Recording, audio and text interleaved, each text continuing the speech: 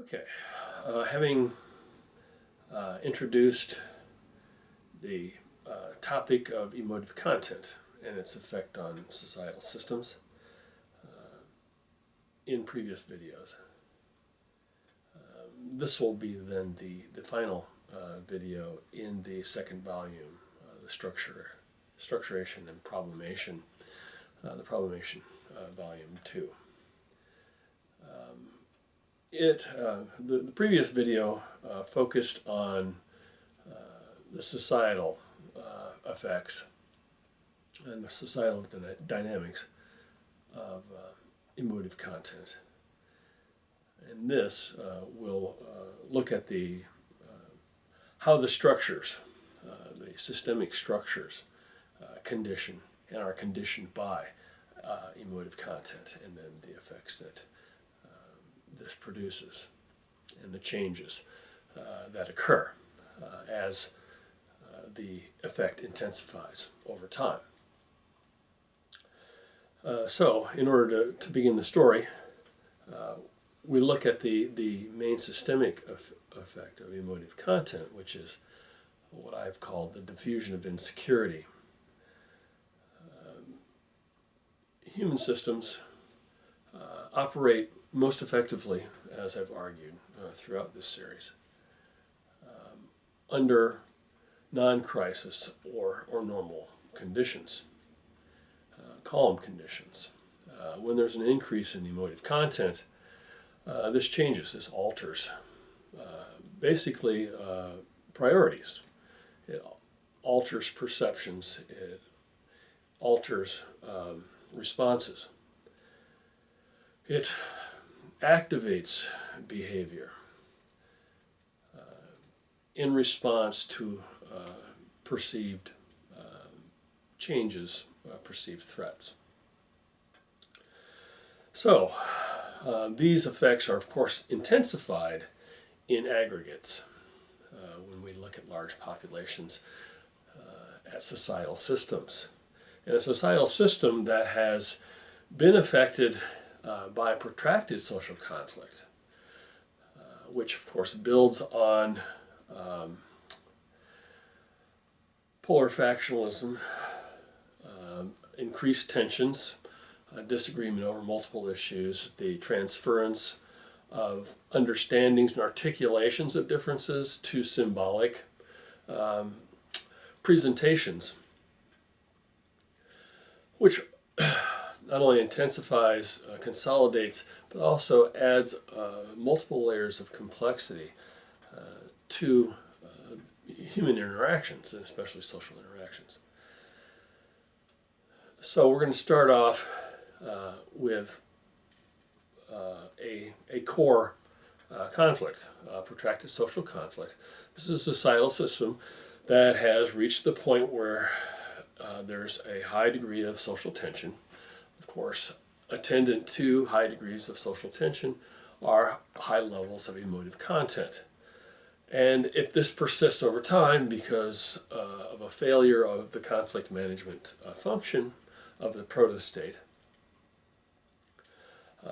these polarized groups remain in tension, and it alters their behavior, it alters their priorities, how they're expending their resources, their time, their energy, into contentious interaction. And of course, this has, as has been argued, social and economic and of course political effects. So the protracted social conflict has been going on for some duration of time. It has some scope and some magnitude. And the crucial factor, of course, is the appearance of political violence, whereas tensions are desecuritizing to a certain extent. They differ only slightly from normal politics. Normal politics is often contentious. But it's really the appearance of force and violence that really alters substantially the social interactive dynamics. So we have protracted social conflict. And because of the political violence and because borders, social identity boundaries, and social identities themselves are human constructions, they are perceptually real, but they are permeable. That means that whatever happens within a certain social identity group at whatever level of aggregation and organization, it also interacts with other groups, other identity groups in proximity. And so the effects within a identifiable identity are not perfectly contained or specific to that identity group. That over time, the behaviors of those individuals will affect their relations with individuals in other groups. And so we have this primary diffusion of insecurity effect, that the insecurity that is generated within the protracted social conflict starts to radiate spatially into adjoining areas or and to affect related groups that have regularized interactions with the societal system that's primarily affected. So the effect radiates out over time, of course, according to these factors, how strong it is, how long it's been going on, what the issues, the complexities of the issues, and especially the behaviors, how they play out, and especially, of course, then when political violence is a factor. And so this radiates outward. Over time, of course, this radiating diffusion of insecurity will affect the ways that individuals in proximate groups will behave and their political priorities and the dynamics within those groups, but also across those groups. And so we have several diffusion effects that are occurring simultaneously. We're going to discuss the primary diffusion of insecurity effect first, because it's the strongest and most easily identifiable, and it lends itself to easy explanation. Of course, the state structure, the institutional structure, conditions everything that we do in complex societal systems. I've talked about the proto-state and its relationship to the institutional state. But the institutional state is the material embodiment, the manifest of the proto-state. And it doesn't necessarily remain situated. They don't remain congruent necessarily. They can start to disconnect. But the state structure, the institutional structure itself remains fairly constant. It doesn't change quickly, very slow change. And so it conditions whatever dynamics are occurring at any point in time. And it conditions them quite strongly. And so when we have this spatial diffusion effect of insecurity, it radiates out from a protracted social conflict, and it starts first to affect neighboring states, those that interact most regularly and most closely with the states that the societal system that's affected by the protracted social conflict. And so this effect will radiate outwards, and of course the proximate states then will start to alter their behaviors, their expectations, their understandings of how best to interact. They start to withdraw, they start to change their behaviors in very recognizable and quantifiable ways, and we'll discuss many of those effects a little bit later in this video. But the proximate states will then start exhibiting these insecurity effects, And as they then take on these effects, they will increase to a certain degree, a variable degree actually, depending on their individual characteristics and the tensions that might be occurrent in those states, in those societal systems at the time that they become affected. So there'll be a variable effect. Some states will be highly affected, some states will appear to be somewhat immune to these effects. But as we look in the aggregate, as we look at the total array of states bordering on the primarily affected states, we'll start to see them take on behavior similar to the protracted social conflict, to the point where they will then have difficulty managing their conflicts, and we'll see some of them exhibit protracted social conflict effects. As they do take on these changes of behavior, the primary effect, the spatial effect of insecurity, will diffuse and radiate even farther out. And so we see a progression through institutional structures outwards from the primary seat, the primary node in the protracted social conflict complex. And of course this will radiate out continually farther as these conflicts defy or resist resolution, and continue with these effects to the next layer, which will be those states bordering on the proximate states, and I've called these the marginal states. Of course, by calling them the marginal states, what I'm really doing is responding to what we've noticed empirically, is that these diffusion effects tend to dissipate as you expand more and more broadly. Of course, under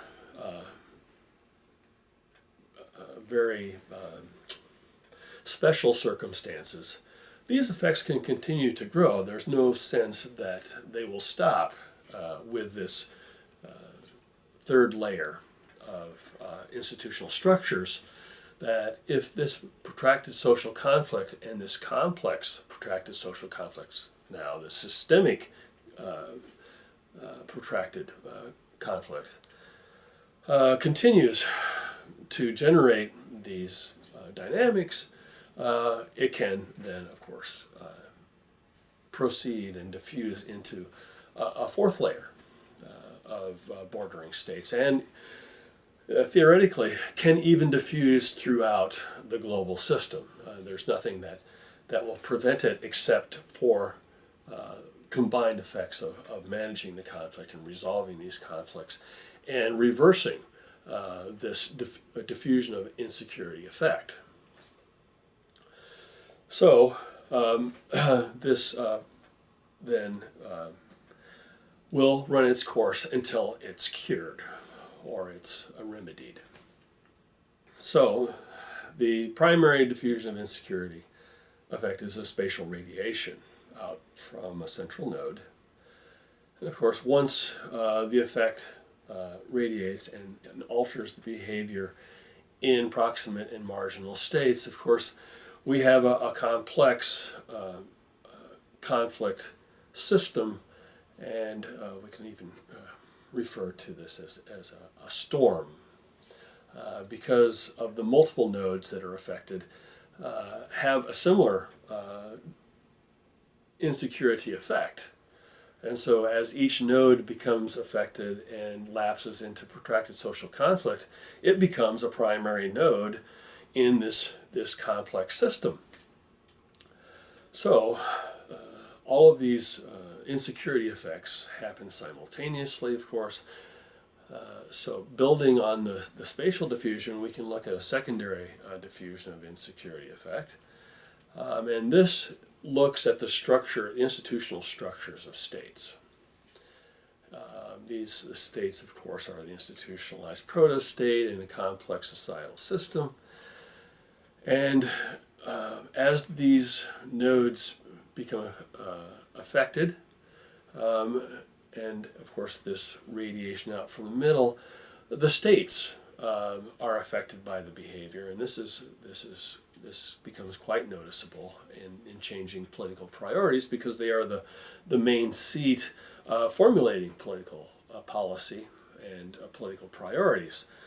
And as they are affected by insecurity, of course, they change their behavior in very distinct and well-known ways, that they start shifting resources towards protection, or their ability to project influence outside their social group or their social identity group.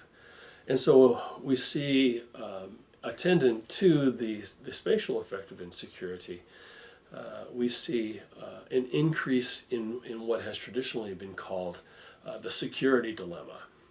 That as one state becomes affected by protracted social conflict and starts changing its behaviors to utilize coercion, force, and violence in more systematic and institutionalized ways, of course they're increasing their military forces or their police forces, and shifting expenditures into military expenditures. They're arming, they're gearing up to fight opponents.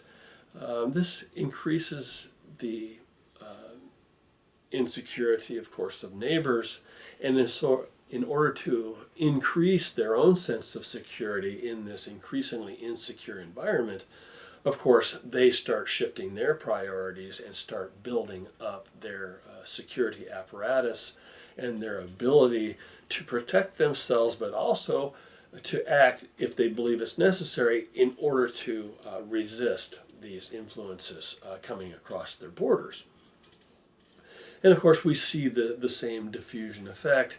It moves out from the central node into the second tier of structure, institutionalized structures of states.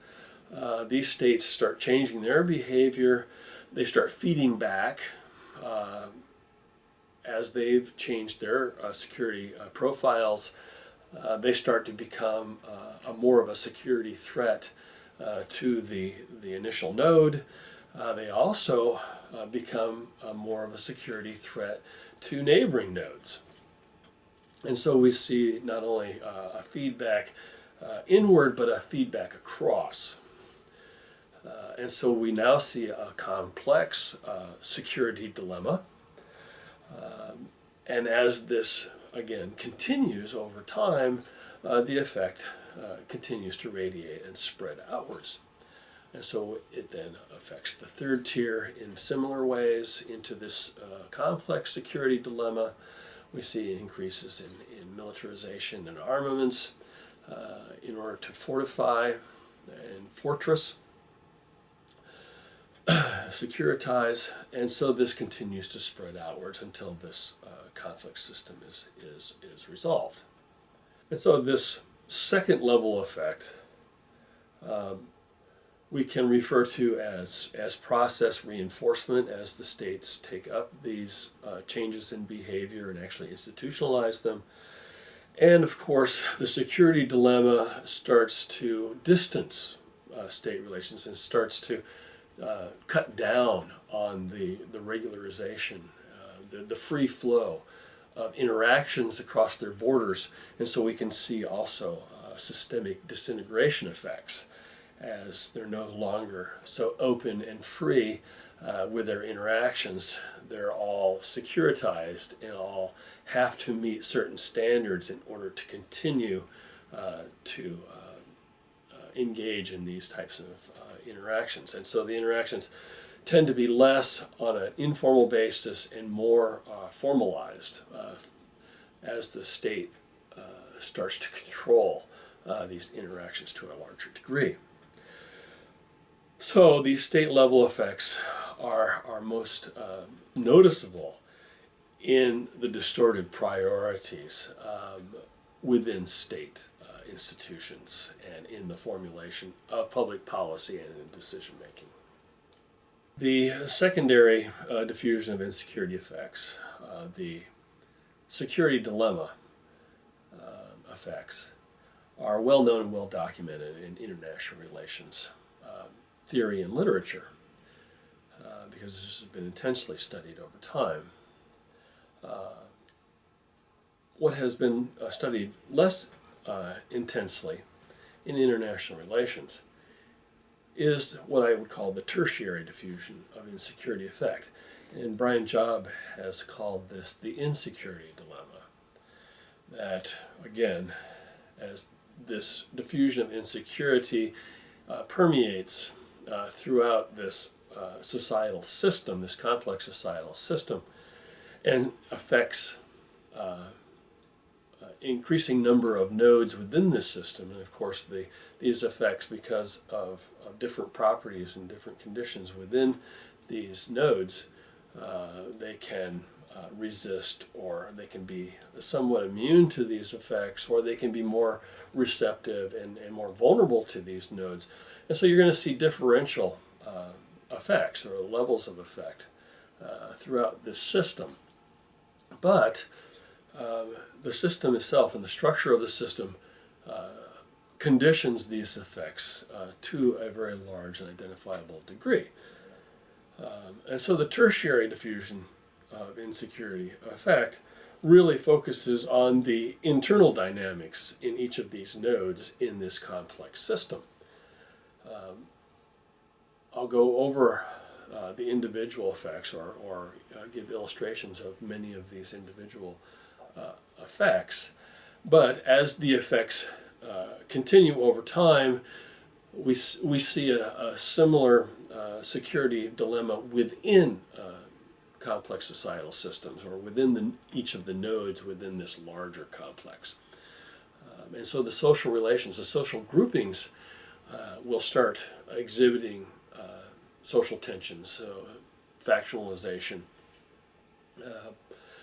increasing polar factionalism, and so we'll see more of what we would think of as societal disintegration. At the same time, we see the systemic disintegration and the radiation of insecurity.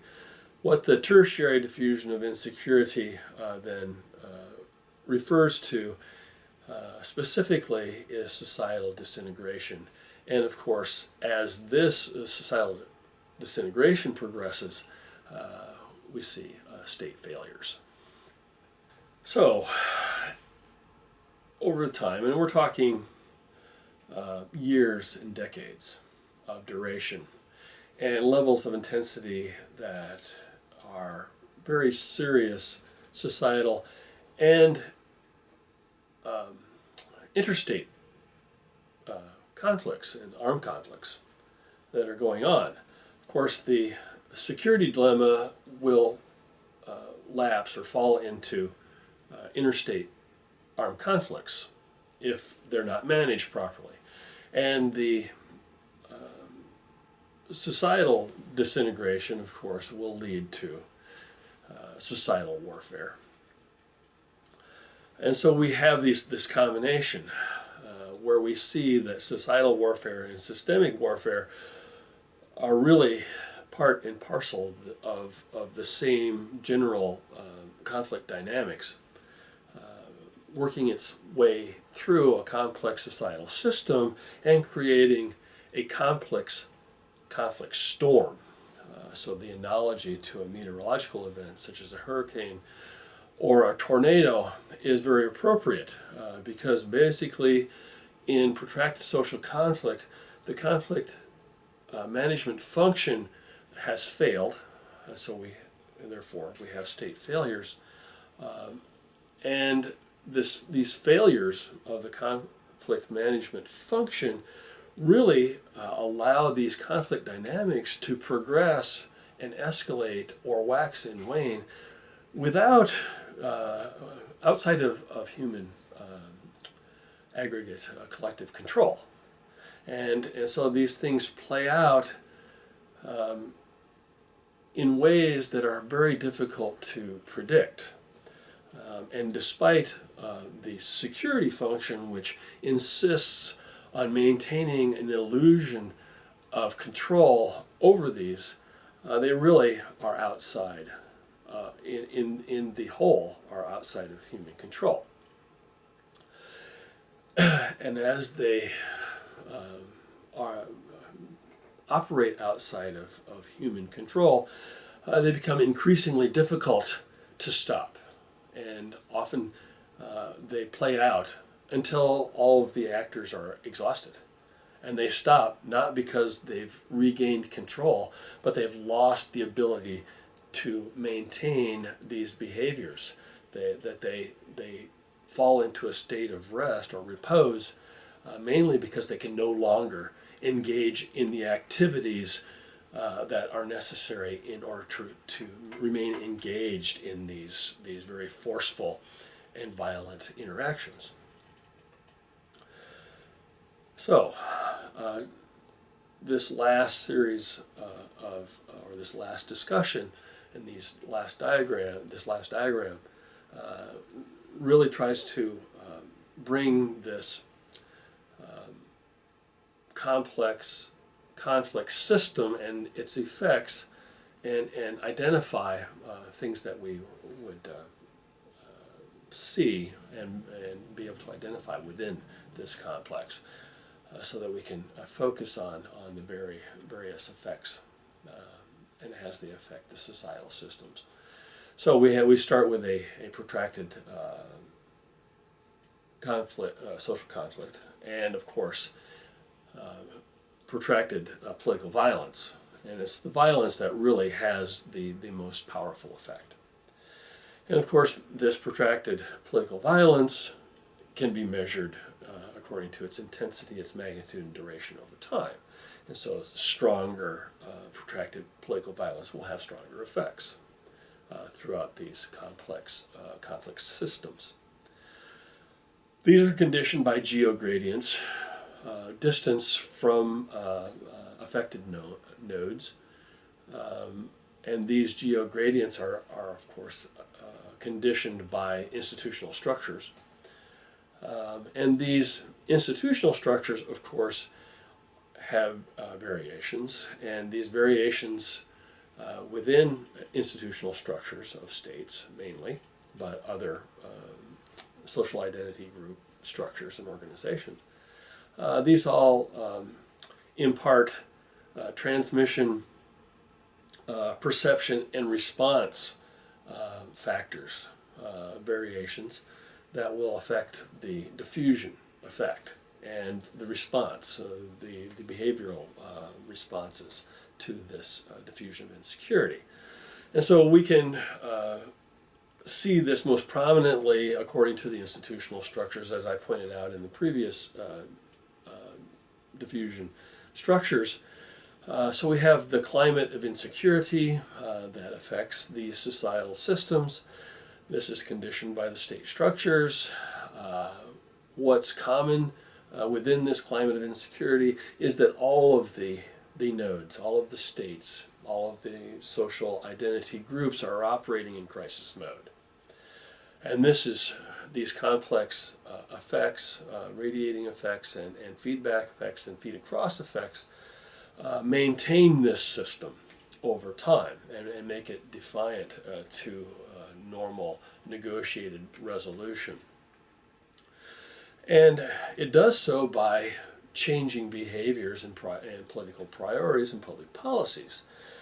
And we can walk through many of the most prominent of these effects, and we can start with an increase in coercion and violence throughout these complex conflict systems, an increase in militancy more generally, and a shift of resources away from more productive endeavors towards increasing the capacity for militancy, military capabilities. We can see a decrease in coherent authority or an increase in incoherent authority as the security demands tend to favor hierarchical authority, whereas in order to increase the support for maintaining this posture, demands that you at least attend to more social demands. And so we have a conflict of interests that obtains at a very essential level, in that you have this guns and butter, these decisions that have to be made, but you can't shift everything to guns. You have to also attend to the butter needs, but neither one of them then will be attended to as to the optimal. Again, you satisfy the distribution of your resources, and so you have some authority that's very autocratic and hierarchical. You have some authority that has to continue to be fairly democratic in order to keep the societal groups together as much as possible, or at least the coalition necessary in order to pursue public policy. And so you get this mixture of authority that what we found in empirical research just doesn't work over a long period of time. It can work in short periods of time, but over a period of time, then these inconsistencies, incoherencies in authority start to affect the legitimacy or the loyalty to authority. We also see increases, of course, in societal contention. As you change political priorities and you shift resources into non-productive endeavors, you see a decrease in the amount of goods available for consumption. You see then higher competition over a reduced supply of these kinds of commodities, and especially essential commodities. And so social groups are thrown into higher levels of contention over a dwindling supply of these resources. Of course, in order to maintain a social order, then, under these conditions, we see increasing reliance on political repression in order to maintain the social order and the ability of the state agents to maintain these security postures. We also see then a retreat as we have more contentiousness, we have fewer resources, more competitiveness, more insecurity. Individuals tend to retreat into the identity that they feel most secure within, meaning that they have to feel that their interests are compatible with this particular identity group, and so they start to shrink, they start to withdraw into the identity that they feel that most secure within, and that they feel that they can fortify their interest or fortress their interest most effectively within. And so we see most prominently an increase in adherence to ethnic identities, because these identities of all the different social identity formations are the most durable over time, and because they relate to primal factors, bloodlines, that you feel most secure within people that are most like you.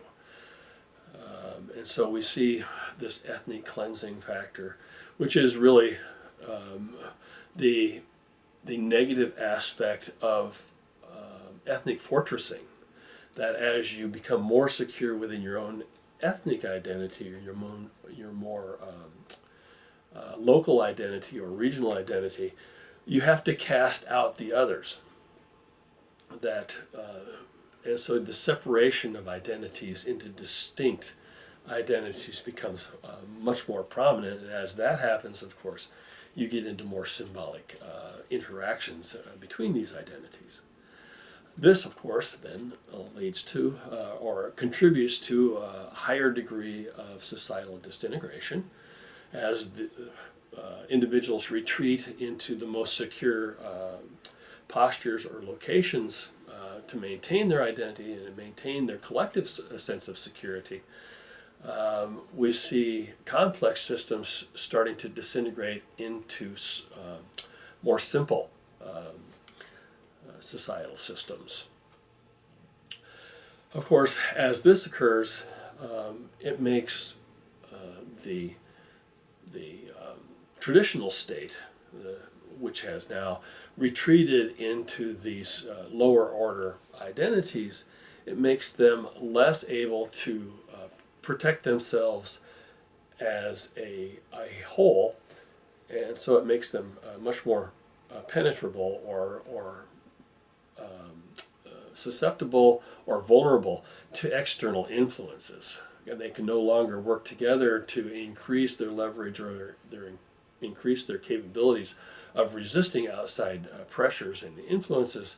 We see that those states or those societal systems that are least affected by these adverse effects will gain a relative advantage over those that are more affected by them.